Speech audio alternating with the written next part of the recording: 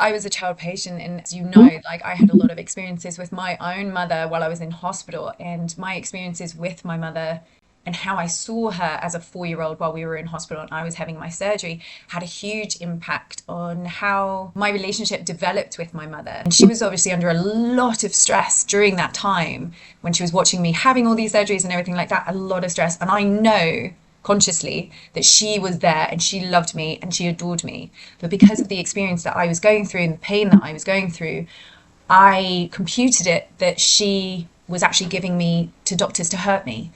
And it was a betrayal. And the stress and the pain on her face made me, or caused me to believe or compute that if I wasn't okay, then she wasn't okay. So that meant I always had to be okay. I always had to be the strong one.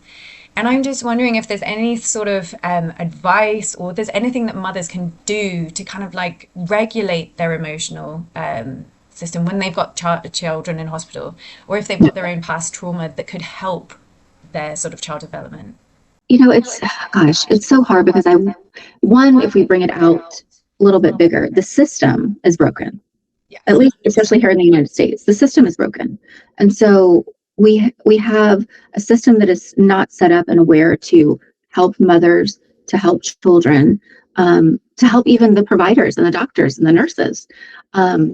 And so it's so hard because in that moment, I'm thinking it makes so much sense that when you share your experience, that as a child, you knew at some level, I have to be okay, so she's okay.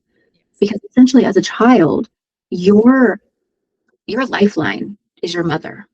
Your lifeline is that. So kids will, sacrifice themselves left and right in order to make sure that their parent is okay. And so, and as parents, as mothers, especially in this, as you talk about your mother as well, you know that she loved you. You know that. But in that moment, you're getting that message that she's sending, not intending to, and you're picking up on the only thing, okay, is this something I can control? So maybe I can mask. I can be okay. I can not complain as much. I can keep it in. And moms in those moments, it's so important that we want to reach out for support, because this is not anything that we're meant to do or can do alone.